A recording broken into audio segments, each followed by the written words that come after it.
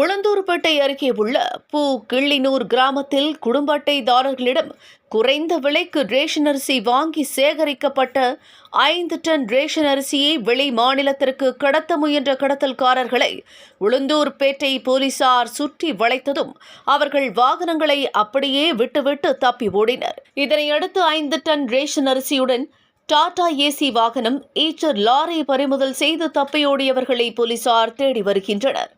கள்ளக்குறிச்சி மாவட்டம் உளுந்தூர்பேட்டை அருகே உள்ள கிள்ளினூர் கிராமத்தில் குடும்ப அட்டைதாரர்களிடம் குறைந்த விலைக்கு ரேஷன் அரிசியை வாங்கி இவ்வாறு சேகரிக்கப்பட்ட ரேஷன் அரிசியை டாடா ஏசி வாகனத்தில் கொண்டு வந்து கிள்ளினூர் முருகன் கோவில் அருகே வெளி மாநிலத்திற்கு கடத்துவதற்காக ரேஷன் அரிசி மூட்டைகளை டாடா ஏசி வாகனத்தில் இருந்து ஈச்சர் லாரியில் ஏற்றும்பொழுது போலீசாருக்கு தகவல் கொடுத்துள்ளனர்.